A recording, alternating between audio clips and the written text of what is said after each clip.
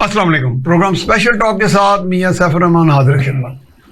आजकल एक सियासी, इंस्टीट्यूशनल, सोशल टर्मोइल की सी कैफियत है और उसके पस मंज़र में कई डिबेट्स हैं, कई डिस्कशंस हैं, कई कॉन्फ्लिक्ट्स हैं, जिसमें एक इशू जो है वो बहुत ज़्यादा आजकल हॉट है। वो कॉन्स्टिट्यूशनल कोर्ट्स की जो एस्टेब्लिशमेंट का जिक्र था और अदालतों के अंदर जो इस्लाहात की बात हुई। इस्लाहात की भी बात हम एक अरसा दराज से सुन रहे हैं। इसमें तरह तरह की इस्लाहात आई, एडमिनिस्ट्रेटिव रिफॉर्म्स आए, फिर रिफॉर्म्स के अंदर कई रिफॉर्म्स के और पेपर्स बने, डिस्कस हुए on a number of times. फिर इशरत हुसैन जो थे उन्होंने भी एक लिख दिया, गवर्निंग द अनगवर्नेबल। तो बात तो यह है कि रिफॉर्म्स भी आ जाते हैं, लॉज का भी एक पूरे का पूरा हमारे पास भी है, प्लेथोरा ऑफ लॉज। उनकी इम्प्लीमेंटेशन अगर सही सिमत में हो और उसी स्पिरिट के साथ हो जिसके तहत वो प्रोमलगेट होते हैं, तो फिर तो कुछ बात बनती है। अदरवाइज तो ये एक डिसइक्विलिब्रियम की कैफियत है, टोटल स्टैग्नेशन है। And how to break this stagnation, इसके लिए हम अपने आज मौजूद मेहमान से पूछेंगे। हमारे मौजूद मेहमान आज के जो हैं वो हैं जनाब नज़ीर हुसैन, साबिक एडिशनल सेक्रेटरी खारजा अमूर। जनाब नज़ीर हुसैन साहब, हम आपको वेलकम करते हैं। बहुत शुक्रिया आपका। Talking about this stagnant situation, जनाब द प्रेजेंट पोजीशन सिचुएशन जो है जनाब, तो हाँ जी हाँ, इसका पस मंजर, इसका प्रेजेंट इम्पैक्ट, इसका फ्यूचर कैसे नजर आ रहा है आपको? यानी how to go about it? Future तो बहुत मुश्किल ही है। ठीक है, कहना 70 साल की तारीख बताती है हमारी, वो हमें पेसिमिस्टिक कर देती है। वो थोड़ा बहुत होना नहीं चाहिए कि बियॉन्ड लिमिट हम ना प्लान करते हैं। जब प्लान नहीं करते तो फिर प्रेडिक्शन तो नहीं हो सकती, हो ही नहीं सकती, या फोरकास्ट नहीं हो सकती। ठीक है, और शायद वो एनालिसिस में भी एक किस्म की रुकावट है, क्योंकि हम तो प्लान करते ही रहे। ऑन मोर सीरियस नोट, जिसकी तरफ आपने इशारा किया है, इस वक्त एक जो एतराज़ किया जा रहा है जी कि टाइमिंग की बात हो रही है कि ये डेलिब्रेट डिसीजन है कि इस वक्त पे ये रिफॉर्म की जाए। अगर ऐसा नहीं है तो ये रिफॉर्म पहले क्यों नहीं हो गई? इसका सादा सा जवाब ये है कि कोई भी, चाहे वो रिफॉर्म हो, वो चेंजेस हों, वो डेवलपमेंट्स हों, वो किसी न किसी कॉन्टेक्स्ट में होती हैं। ठीक है, और फिर एक स्टेट के पास कोई ऐसा वक्त नहीं होता कि ये टाइम मैंने इस काम के लिए रखा है या उसके लिए रखा है, ये उसके लिए रखा हुआ है। होना तो चाहिए, ठीक है, ये प्लानिंग होनी चाहिए, एक प्लानिंग फिर भी होनी चाहिए। लेकिन हम जिस किस्म के टर्मोइल से गुजर रहे हैं, जिस हालात से हम गुजर रहे हैं, लम्हा बदलती सूरत, इसलिए हमें हमारे से मुराद कंट्री, मुल्क की बात कर रहा हूँ मैं, या गवर्नमेंट की बात कर रहा हूँ, उनकी भी मजबूरी है एक कि उनको, मैं खुद देख रहा हूँ कि पिछले कई सालों से, जैसे कहते हैं, सांस लेने का वक्त नहीं मिल रहा। ठीक है, उनके पास इतनी टाइम नहीं मिल रहा, उनको इतनी अपॉर्चुनिटी नहीं अवेल कर पा रहे वो कि वो एक फॉरवर्ड प्लानिंग कर लें और फिर उसको एग्जीक्यूट करें और उसको डेवलप करें और एग्जीक्यूट करें। ये सिचुएशन है, ये भी कोई एक दिन में नहीं हुई। हम काफ़ी सालों से ये सोच रहे हैं कि जुडिशरी के अंदर चेंजेस आने चाहिए, नंबर 1। नंबर 2, कोई स्ट्रक्चरल रिफॉर्म होना चाहिए। ठीक है, हम आपने भी आज से कोई 3 महीने पहले अपने ही प्रोग्राम में ये बात की थी कि मिसाल के तौर पर हमें एक कॉन्स्टिट्यूशनल कोर्ट की ज़रूरत है। ठीक है, और इसलिए ज़रूरत है कि जो बर्डन सुप्रीम कोर्ट के ऊपर है, ठीक है, जो रिस्पॉन्सिबिलिटी सुप्रीम कोर्ट को दी गई हैं या उन्होंने ले ली हैं, वो उनकी तादाद जस्टिस की, और जो एक अदारा है उसके इस वक्त जो स्ट्रक्चर बना हुआ है वो काफ़ी नहीं है कि वो इतनी ज़्यादा जिम्मेदारियों से कि इंसाफ कर सके। हाँ, ये आपने लफ्ज बेहतर कहा, जिम्मेदारी की बजाय इंसाफ कर सके, जिम्मेदारियों से इंसाफ कर सके, वो ठीक है। कर सके। अब उसमें दो मेजर कैटेगरीज हैं, एक है रेगुलर जो लिटिगेशन होती है, आते हैं, अपील्स होती हैं, जो जुडिशरी के काम है, और दूसरा है जो कॉन्स्टिट्यूशन के रिलेटेड इश्यूज हैं, ठीक है, वो भी सुप्रीम कोर्ट के पास जाते हैं। अब ये चूंकि सियासी नोयत के भी होते हैं और हायर लीगल वैल्यू भी उनकी होती है, तो लिहाजा वो टाइम अटेंशन चाहिए होती है उनको, तो लिहाजा वो प्रायोरिटी पे आ जाते हैं। उसका रिजल्ट ये हो रहा है कि इस वक्त सुप्रीम कोर्ट के पास कोई 60,000 के करीब केसेस पेंडिंग है for years and years together। और पूरे मुल्क के पास जो पेंडेंसी है वो तो कोई 2.4 मिलियन केसेस की है। 23-24 लाख केसेस जो है वो पेंडिंग में है पूरी जुडिशरी, पूरे पाकिस्तान के अंदर, और सुप्रीम कोर्ट के अंदर बजाते खुद कोई 60,000 से ऊपर है। ये कोई अच्छी सिचुएशन और ये एक दिन के लिए नहीं, कई सालों से, बहुत अरसे से चल रहा है, कई साल, और दिन पर दिन ये बढ़ रहा है। या तो होता ना कि कम हो रहे होते या हैंडल कर लिए जा रहे होते, वो चीज नहीं हुई है। तो इस चीज ने भी, जिसे मैं कहूंगा नेसेसिटेट में, मेरे मुंह से भी निकल रहा है, नेसेसिटेट किया है कि ये रिफॉर्म कहें को या सोल्यूशन निकालें इसका, ये इसके पीछे जरूरत क्या है, ये जरूरत है, हाँ, इस वक्त जरूरत है उसकी। अब ये एक कोइंसिडेंस है कि ये एक चीफ जस्टिस का टेन्योर पूरा हो रहा है और एक नए चीफ जस्टिस ने टेक ओवर करना है, ठीक है। अच्छा, अब ये जो विंडो है ये बजाते खुद भी ये नैरो विंडो है जो हमने दी हुई है कि ये जो इस वक्त जो सिटिंग चीफ जस्टिस है ये रिटायर हो जाएंगे, ठीक है। अब जो इंडक्शन का प्रोसेस है या एलिवेशन का प्रोसेस है वो भी अजीब है हमारा।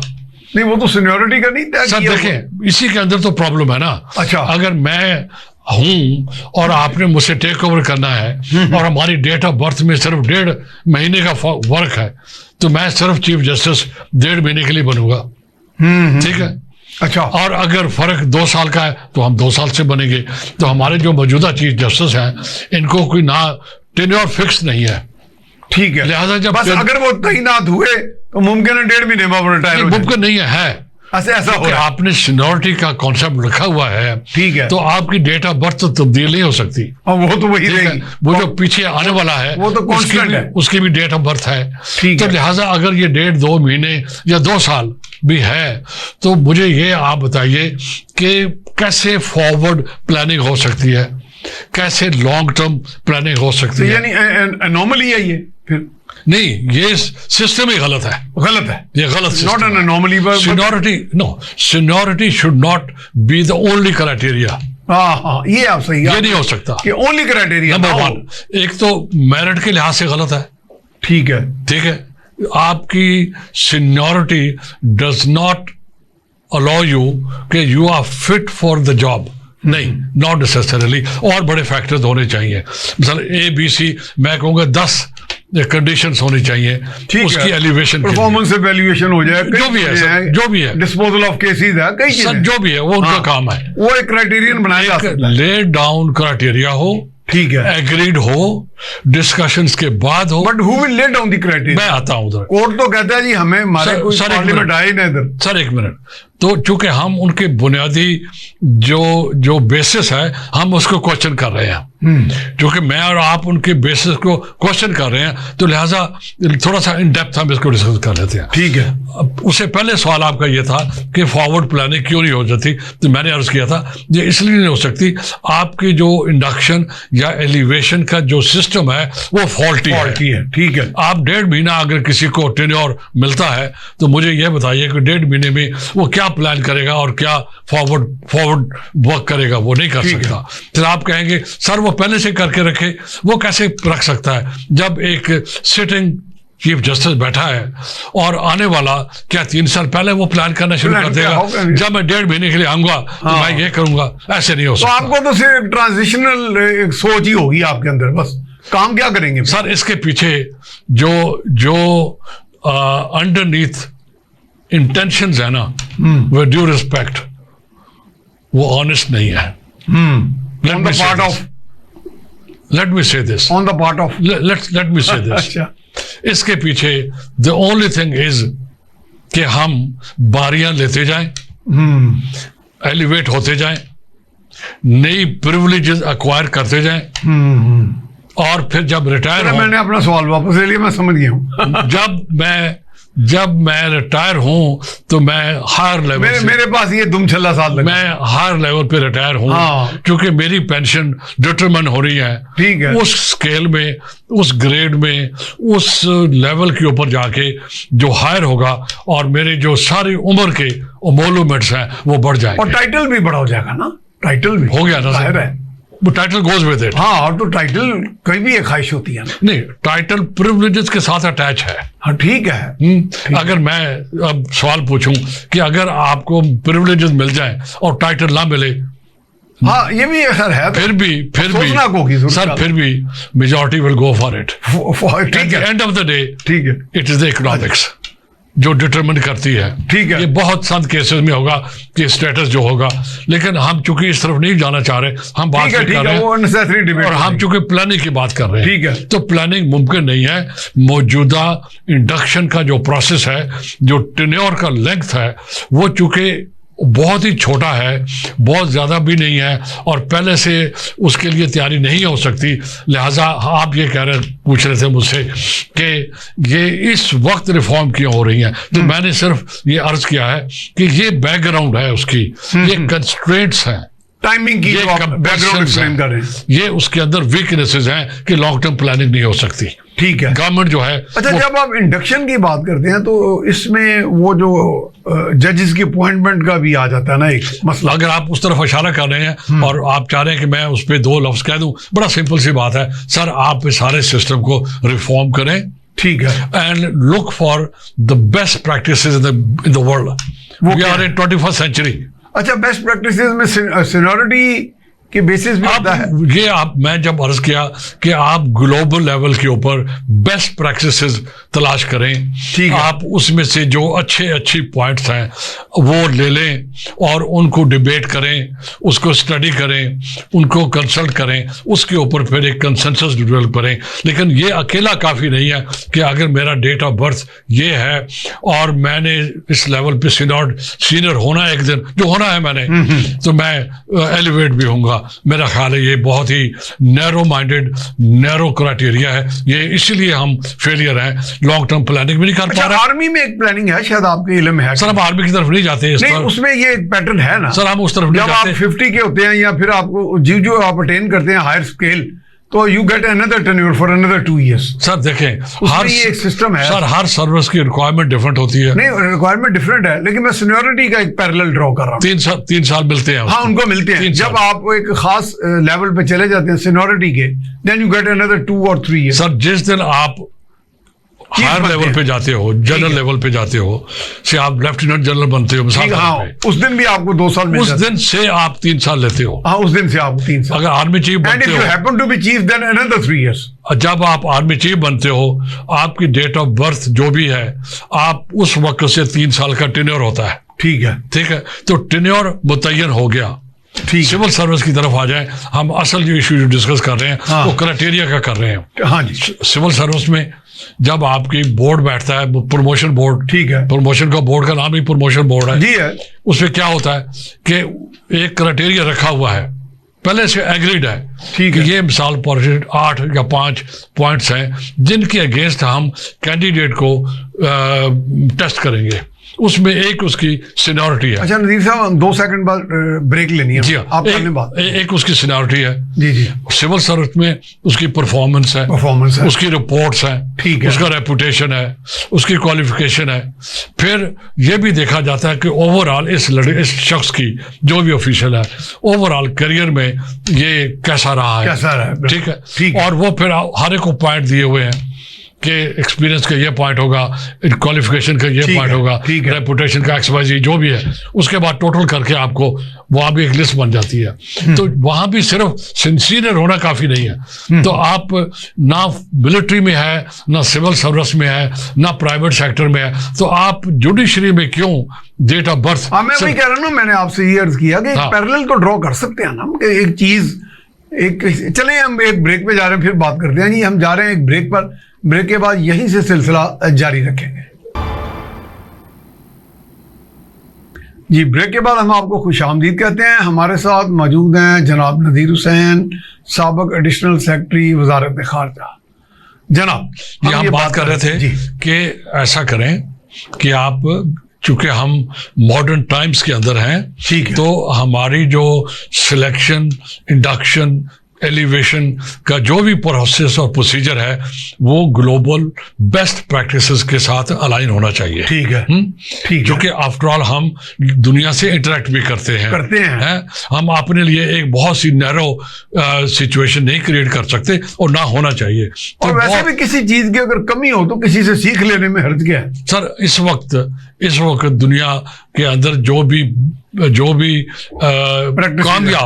भी कामयाब प्रैक्टिसेस हैं, सारी दुनिया उसको अपनाती है, हर सर्विस के लिए अपनाती है। तो ये हमारे जुडिशियल सिस्टम के अंदर भी वक्त आ गया है।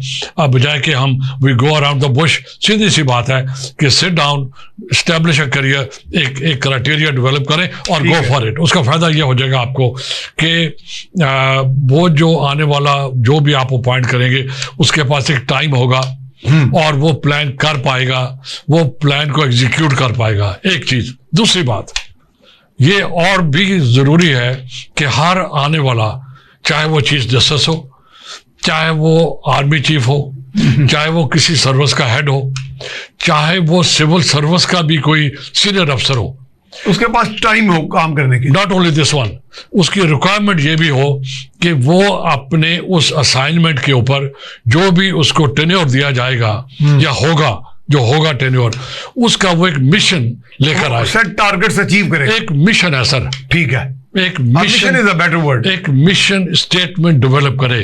ठीक है, कि मैं इन 3 सालों में ये अचीव करूंगा, ये मैं अचीव करना चाहता हूं और मैं यूं अचीव करूंगा। ठीक है, ये मुझे रिसोर्सेज चाहिए होंगे। ठीक है, ये बाकायदा करे वो। ये तो कमाल हो गया। ये तो बजाते खुद ही आपको एक मतलब मोटिवेट करने का भी, आपको एक डायरेक्शन मिल गया। हाँ बिल्कुल, क्लैरिटी आ गई ना, आपके मिशन में क्लैरिटी आ। अब उसके अंदर हम चलो चीफ जस्टिस को का टेन्योर ले लेते हैं, हम किसी का नाम नहीं ले रहे। ठीक है, हम सिंपल एनालिसिस कर रहे हैं। नहीं, हम एनालिसिस कर रहे हैं।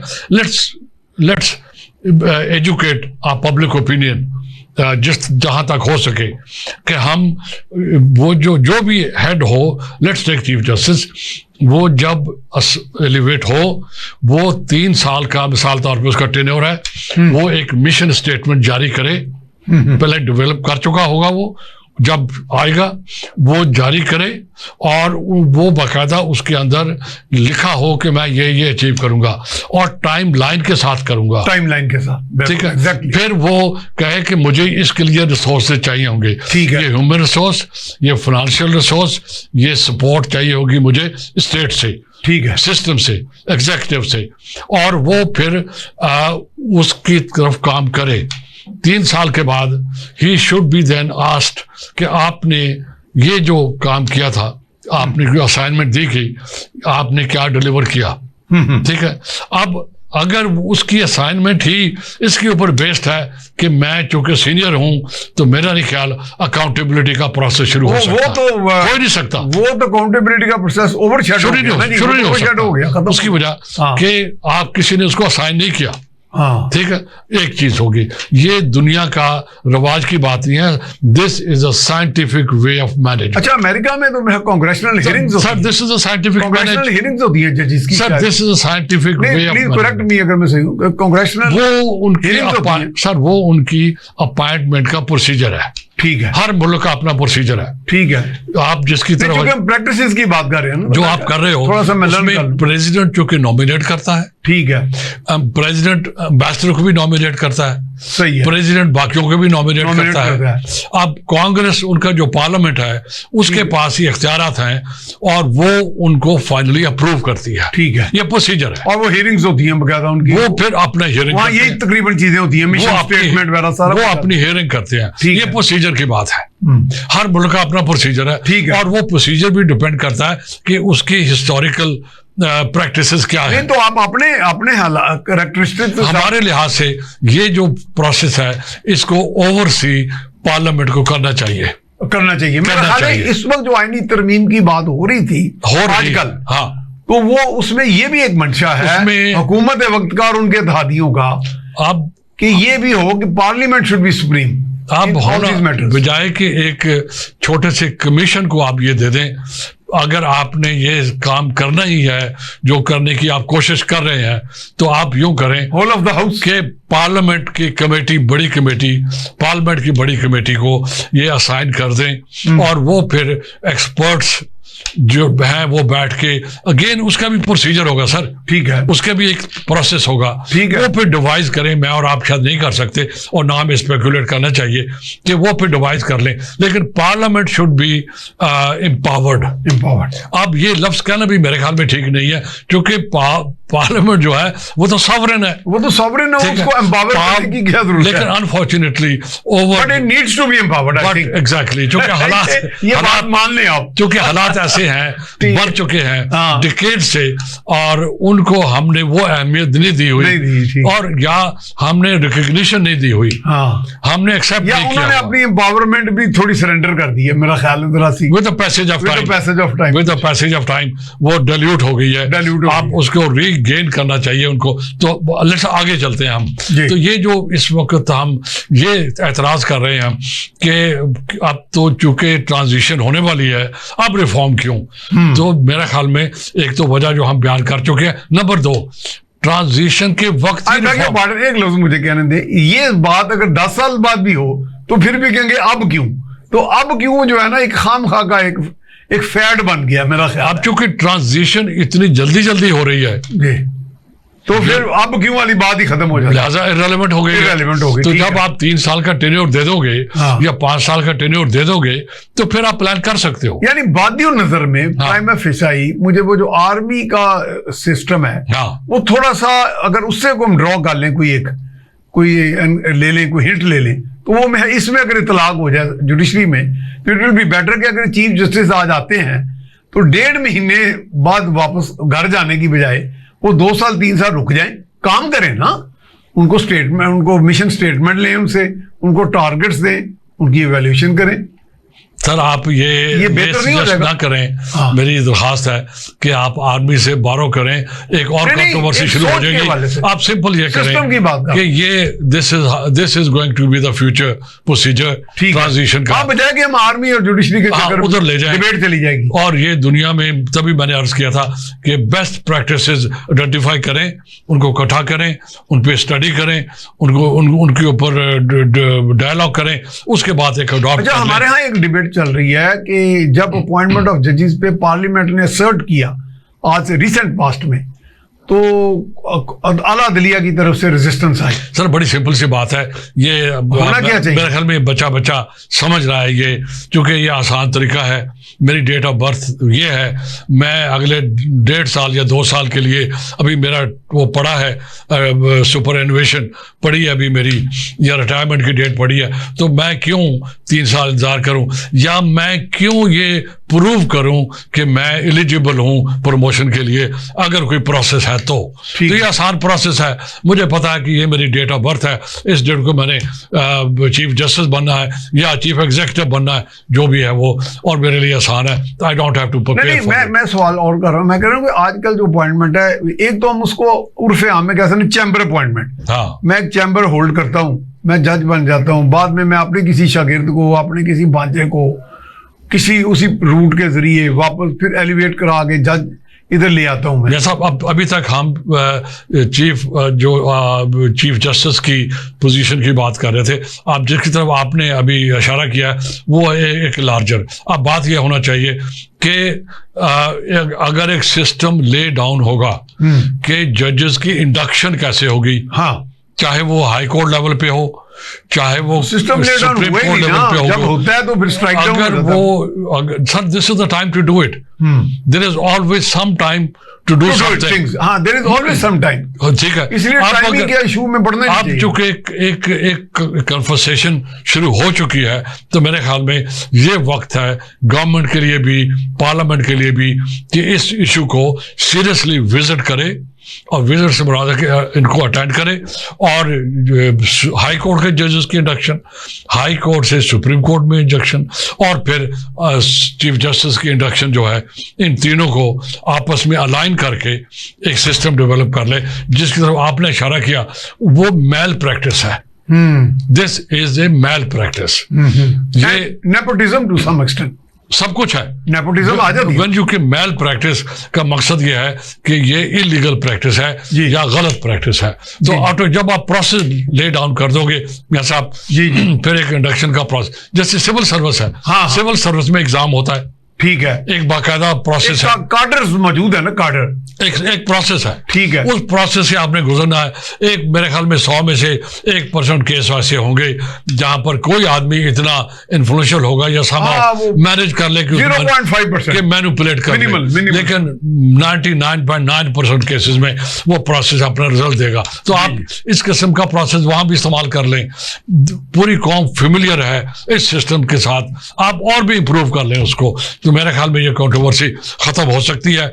ऑब्जेक्शन हर वक्त आएंगे वो लोग जिनको ये सर्टेनिटी जो है कि मैं कल ये होऊंगा, परसों ये होऊंगा, वो रेजिस्ट करेंगे, ये नॉर्मल सी बात है, ठीक है। लेकिन पार्लियामेंट ये कर सकती है और कर लेना चाहिए, और this is the time to do it. और उसकी वजह कि ये एक किस्म का रोड ब्लॉक है, हर चंद साल के बाद ये इशू आता है। और दूसरी बात, आया ये सिस्टम कामयाब है या नहीं है? नहीं कामयाब। आपके सामने जो हमने अर्ज किया, 2.4 million cases are pending, supreme court में 60,000 केस पेंडिंग है, तो इसका मतलब ये सिस्टम फेल हो गया ना। तो अब और भी बड़ी जरूरत है। मुझे थोड़ा करेक्ट करें, मैंने एक टीवी प्रोग्राम में कल परसों कह दिया कि उन्होंने कहा जी ये किसी एक जज को या किसी एक ओहदेदार को फेवर या डिसफेवर करने की ये होती है प्रैक्टिस सारी। तो मैंने कहा जी एक बात मैं कहूँगा, जज, जर्नैल, ब्यूरोक्रेट, पटवारी या दीगर साहब, ये किसी के सगे नहीं होते, ये किसी के सगे नहीं होते। उनका एक सिस्टम है अपना, वो उसके मुताबिक चल रहे होते हैं। आज एक जज मेरे हक में फैसला कर देता है, कल वो दूसरे के हक में भी कर देगा। हक से मुराद है कि वो कोई फेवर ना भी करे तो फैसला इन फेवर और अगेंस्ट ही आएगा ना। तो मैं कह दूंगा जी ये उसका जज है, ये उसका जज है, ये मेरा ख्याल है थिंक इज टोटली फॉल्स। दूसरी ये चीज है कि independence of judiciary isn't it a force in our country, क्योंकि अगर आप इंडिपेंडेंस किसी इंस्टीट्यूशन की देख रहे हैं तो उसका मुवाजना करें अवाम के साथ, चंद लोगों के साथ ना करें कि चंद ओहदेदारों ने इसको दबा दिया ओहदेदार को और काम ले लिया। सर मुझे इजाजत है, हाँ ये आप इस इशू को किसी और तरह प्रेजेंट करें। It is not independence of judiciary, it is the autonomy of the judiciary. 2 level के ऊपर आया कि एडमिनिस्ट्रेटिव लेवल के ऊपर जिसकी आप जिक्र कर रहे हो, ठीक है। अब दोनों में कंफ्यूजन नहीं होनी चाहिए, नहीं होनी चाहिए। मुझे अपने डिसीजन मेकिंग में इन मीन्स के जुडिशरी के कॉन्टेक्स्ट में फैसला करने में टोटल इंडिपेंडेंस, ऑटोनॉमी होनी चाहिए, और होती है। नंबर 1 मैं ये कहूंगा कि ये इसके लिए रिक्वायरमेंट है प्योर प्रोफेशनलिज्म की। 99% instances of the public grievances में होती है। अगर वो तो चंद है, कोई किसी का हो गया या किसी का हो गया उसमें। सर अगर आप इस तरह डिफाइन करें इशू को, एक होती है एडमिनिस्ट्रेटिव ऑटोनॉमी या इंडिपेंडेंस, एक है आपके जो फंक्शन आप करते हो उसमें आपकी इंडिपेंडेंस। आप बात करें आपकी डिसीजन मेकिंग की, आपके फंक्शन की इंडिपेंडेंस, ठीक है, ना कि आप बात करें कि मैं एज ए एडमिनिस्ट्रेटिव यूनिट भी इंडिपेंडेंट हूं, मैं खुद ही इंडक्शन करूं, मैं खुद ही रिक्रूट करूं, तो यही रहा ना प्रैक्टिकल, मैं खुद ही प्रमोट करूं, तो यही हो रहा है। उससे क्या हुआ है कि सर ये जो जिसे कहते हैं कि इंटरनल अकाउंटेबिलिटी का प्रोसेस पाकिस्तान में फेल हो गया है। मैं तो इसमें कॉलम लिख चुका हूं, मेरे पब्लिश हुए हैं। मैंने कहा कि सेपरेशन ऑफ पावर्स में हमने उसको मिसकंस्ट्रू कर लिया है। मैंने ये सोच लिया है, मैं एक समझ लूं मैं एक अदारा हूं, तो मैंने कहा कि चूंकि I am answerable to myself और टू माई ओन पीयर्स और माई सीनियर्स और जूनियर्स, तो इसलिए I am not answerable to anyone including the people, including the parliament. Even philosophical terms में डजंट मेक सेंस, थ्योरी में doesn't make sense, academic level पे भी doesn't make sense. जी exactly, even practically भी doesn't make sense. Practical तो फिर हो ही चुका है। एक और ब्रेक में, तो उसके बाद फिर जी हम यहीं से शुरू जा रहे हैं और यहीं से सिलसिला जी जारी रखेंगे ब्रेक के बाद। जी, ब्रेक के बाद हम आपको खुशामदीद कहते हैं। हमारे साथ मौजूद हैं जनाब नज़ीर हुसैन, साबिक एडिशनल सेक्रेटरी वजारत खारजा। जनाब जी, हम बात आपने जो इशू रेज किया वो इशू रेज किया जो इस वक्त जिसके ऊपर पूरी कौम फंसी हुई है। मैं तो कह रहा हूँ, मुझे इजाजत दें, मैं आपको इसको अनरेवल करने की कोशिश करता हूँ। बड़ी सिंपल सी बात है सर, आपकी 2 लेवल की डिस्कशन होनी चाहिए। एक आपकी फंक्शनल ऑटोनॉमी, उसमें इंटरफेयर नहीं होना चाहिए। ठीक है, ये आपको इंश्योर होना चाहिए, जो कि कॉन्स्टिट्यूशन भी कहता है, जो प्रोसीजर्स भी कहते हैं, जो प्रैक्टिसेस भी कहते हैं। ठीक है। अब आगे बात आपकी एडमिनिस्ट्रेटिव ऑटोनॉमी की और एडमिनिस्ट्रेटिव इंडिपेंडेंस की। ये मुमकिन नहीं हो सकता कि, और ये हिस्टोरिकली पाकिस्तान के कॉन्टेक्स्ट में ये फेल हो चुका है। एब्सोल्यूट इंडिपेंडेंस की चले शायद वो भी इस्तेमाल कर रहे हैं, उसकी ख्वाहिश है। ये मुमकिन नहीं हो सकता। नंबर 1, ये कॉन्स्टिट्यूशनली भी गलत हैगा कि पार्लियामेंट आपकी सॉवरेन है। ठीक है, पार्लियामेंट के से आप अपनी ताकत ड्राइव करते हो, पार्लियामेंट को ही कानून बनाने हैं। लेट मी से पार्लियामेंट और the people of Pakistan. Parliament mean Pakistan की पार्लियामेंट। हाँ वही ना जी, जो लोगों को नहीं, कुछ लोग तो इसमें भी फंस जाते हैं ना जी, वो तो पार्लियामेंटेरियन में लायक है। मैं कहता हूँ जी, people of Pakistan are sovereign, they are supreme and through their they act through their parliament. Sir, constitution आपका एग्रीड डॉक्यूमेंट है। वो ये कहता है कि एक पार्लियामेंट होगी जिसको लोग इलेक्ट करेंगे, जिसका प्रोसेस है। लेट्स नॉट गो टू नहीं, हम उन लोगों को जो हमारे पास अहदेदार आते हैं ना, वो ये बहस करते हैं। हम कहते हैं जी आप फैसला कर लें कि पीपल आर सॉवरेन सुप्रीम या आप हैं, वो फिर चुप कर जाते हैं। सर 70 साल के बाद कहते हैं जी, जो कि पीपल और सॉवरेन एंड सुप्रीम, तो पीपल का जो सबसे रिप्रेजेंटेटिव बॉडी है वो पार्लियामेंट है। सर 70 साल के बाद भी अगर आप उनको ये पढ़ाना हो रहा है ना जी, ये पढ़ाना पड़ रहा है। हाँ, ये अफसोसनाक है, लेकिन ये जानबूझ के है जी, जानबूझ के। दे नो कि पार्लियामेंट सॉवरेन है, दे नो, और पार्लियामेंट को दे नो और दे डोंट नो, पार्लियामेंट को अपने आप को ये मंजूर करवाना है, ये एक्सेप्ट करवाना है। और कॉन्स्टिट्यूशन ये कहता है अगर जो भी कोई इनकार करता है वो जानबूझ के करता है। आप खामखा एक कौम का टाइम पिछले 70 साल से हम जाया किए जा रहे हैं में। इस किस्म के बहानों के ऊपर ये शो करता है एक सिस्टम की वीकनेस और एक lack of will resolve on the part of even जो फंक्शनरी है। वो क्यों नहीं, they give a shut up call, this is the parliament. Sir, parliament is sovereign, it will enact laws, it will develop a policy, make it into a law and then go over. Parliament आधी sovereign है, आधी तो नाराज बैठी है parliament. अब आप किसी लाइट मोड में बात कर रहे हो, ले क्योंकि 10 मिनट है हमारे पास, हम आगे चलना है। तो इसके ऊपर ये जरूरी है कि पार्लियामेंट करे और सबको एक्सेप्ट करवाए। ये बड़ा इंपॉर्टेंट है, करवाए, एक्सेप्ट करवाए। Exactly. और ये जो बात है कि हम अपनी खुद अकाउंटेबिलिटी करेंगे। 70 साल का जो आउटकम है, जो वो आपके सामने है, वो नहीं आपके सामने है। सर, आप सवाल सीधा सा पूछें तो ये 24 लाख जो केसेस हैं, ये कौन ठीक करेगा? ये 60,000 केसेस कौन ठीक करेगा? ये इंटरनल अकाउंटेबिलिटी आप प्रोसेस देख लें सर। अब हम नेशनल टीवी पे बैठ के ये स्क्रूटनी नहीं कर सकते और ना हमें करनी चाहिए कि किसने क्या किया। हमारी तारीख भरी पड़ी है गलत फैसलों से, हमारी तारीख भरी पड़ी है क्वेश्चनेबल फैसलों से, हमारी तारीख भरी पड़ी है उन केसेस से जहां पर एक फेयर जस्टिस नहीं डिलीवर हुई। सर, आपके सामने है, केसेस बहुत हैं, सब दुनिया को पता है उस चीज़ का। हम इस टीवी पे बैठ के मेरे ख्याल में उस चीज़ को नहीं ला रहे। तो रिकॉर्ड शो कर रहा है ये जो सिस्टम है ये नहीं चल पा रहा। It has to be changed and change drastically. तो लिहाजा अकाउंटेबिलिटी को भी एड्रेस करें, इंडक्शन को भी एड्रेस करें, ट्रांजिशन को भी एड्रेस करें, और फिर दूसरी बात ये भी करें कि पार्लियामेंट एक फेयर सिस्टम डेवलप करके दे कि हम आइंदा इसको अप्लाई करेंगे और वो पार्लियामेंट का अप्रूव्ड हो। सिंपल, और जो होता है बाय द वे हमें पता है कि वो क्या है, फिर सिस्टम चल पड़ेगा। अब सिर्फ हम पूरा प्रोग्राम इस पे नहीं रखते, और भी जो इश्यूज हैं जो सिचुएशन बनी हुई है, जो इस टर्मोइल है, इसकी जो सर इसकी जो रेमिफिकेशन है वो भी स्टडी करें। इस सिस्टम के नॉन फंक्शनल होने से नुकसान ये हुआ है कि आपके यहाँ टेररिज्म उभर रहा है, ठीक है, और एक्सट्रीमिज्म उभर रहा है। इंटर प्रोविंशियल जो रिलेशनशिप है, हार्मनी जो है वो फ्रैक्चर्ड है, वो फ्रैक्चर्ड है, ठीक है। उससे नेशनल यूनिटी को नुकसान हो रहा है, उससे नेशनल सिक्योरिटी इंपैक्ट हो रही है, सेंट्रीफ्यूगल टेंडेंसीज बढ़ रही है, उससे जो और अदारे हैं वो भी इंपैक्ट हो रहे हैं। तो लिहाजा ये छोटा इशू नहीं है, ये संजीदा इशू है, ये कौम को संजीदा होना चाहिए। जो मीडिया जिस पे आज हम और बैठ के ये गुफ्तगू कर रहे हैं, इनको भी संजीदगी शो करनी चाहिए।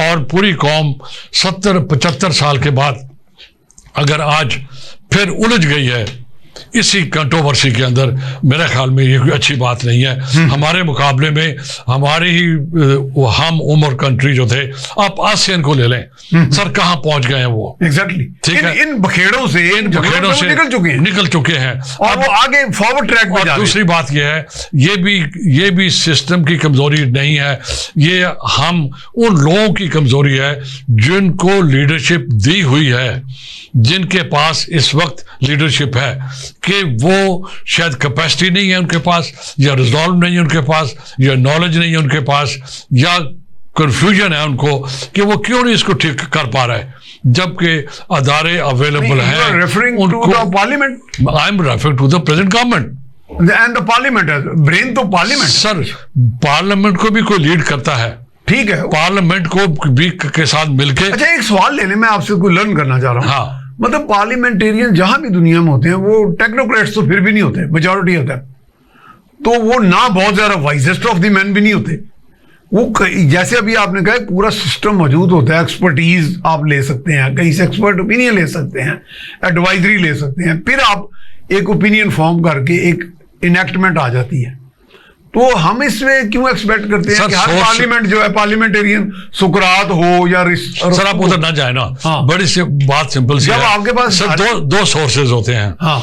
पार्लियामेंट के पास सिविल सर्वेंट, एक है गवर्नमेंट, ठीक है, जो स्टेट गवर्नमेंट है, पार्लियामेंट ने बना दिया है। अब गवर्नमेंट की नंबर 1 जिम्मेदारी है, नंबर 1। नंबर 2 जो सिविल सोसाइटी है, वो उसमें स्कॉलर्स हैं, उसमें एकेडमिया है, हाँ, उसमें मीडिया है, टेक्नोक्रेट्स, उसमें और भी बाहर से इंडक्शंस होती हैं, वो भी अपना पॉइंट ऑफ व्यू और अपना थॉट जो है वो शेयर कर सकते हैं। तो पार्लियामेंट बजाते खुद वहां पर इंडिविजुअल को भी राइट है कि अपना बिल लेकर आ जाए, हाँ, अपनी स्पीच में कोई इशू को रेज करे, जी बिल्कुल, अपनी प्राइवेट मेंबर्स करे, एक सेकंड सर, हाँ, वो रेज करे इस चीज को। गवर्नमेंट के पास भी एक प्रिविलेज है और मैं कहूंगा ड्यूटी भी है, उनकी जिम्मेदारी भी है कि वो लेकर आए और फिर वो एक सिस्टम के तहत वो चलेगा। ये नहीं हो सकता कि पार्लियामेंट इज द कलेक्शन है, parliament is a collective authority, ठीक है, इसमें किसी को तो आगे होना है।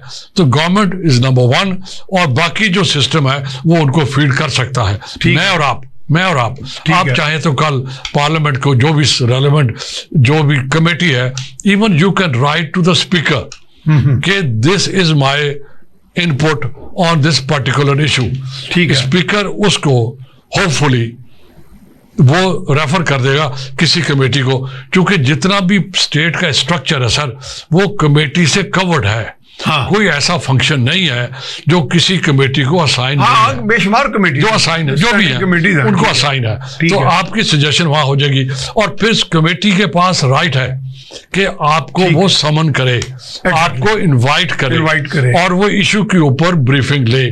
ठीक, पूरी दुनिया में टेस्टिमनी का एक इंस्टीट्यूशन है, बिल्कुल। वहां पर जो एक्सपर्ट्स होते हैं, जो टेक्निकल जो लोग होते हैं, वो आके अपनी नॉलेज से उनको ब्रीफ करते हैं।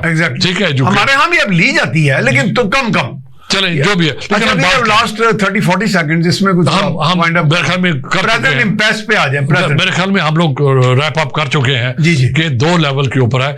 एक है जुडिशरी की रिफॉर्म जो हमने डिस्कस कर ली, इस वक्त क्यों जरूरी है, इसकी वजह क्या है और कैसे तकरीबन होना चाहिए। ठीक है, वो हमारा थॉट है, we are sharing our thoughts with you. दूसरी बात, उसकी जो रेमिफिकेशन है ये ना होने की, वो भी हमारे सामने है। तीसरा, इसके ऊपर भी हम एग्री कर रहे हैं और हम ऑडियंस के लिए ये रिपीट कर रहे हैं कि at the end of the day parliament की ऑफिशियल जिम्मेदारी भी है और मॉरल जिम्मेदारी भी है कि वो इस कंट्री को मैनेज करे, क्योंकि उनको वहां पर बिठाया है इस मुल्क के 25 करोड़ आवाम ने इस मुल्क को मैनेज करने के लिए। Ultimately they have official responsibility and they have the moral responsibility. With this one I think बहुत बहुत शुक्रिया जी नज़ीर हुसैन साहब, बहुत शुक्रिया बड़े आपका। उम्दा तरीके से आपने इसको वाइंड अप किया है और हौसला अफजा गुफ्तगू की है। तो जनाब अब प्रोग्राम अपने इख्तिताम को पहुंचा, तो इसमें यह है कि पार्लियामेंट और the people they are the sovereign, और पार्लियामेंट की ये ऑफिशियल रिस्पॉन्सिबिलिटी और जिम्मेदारी भी है और लीगल भी है कि लोगों को अब लीड करें and lead them out of all this impasse. तो इसके साथ ही मेज़बान को मियां सैफ रहमान को इजाज़त दीजिए। अल्लाह ने के बाद।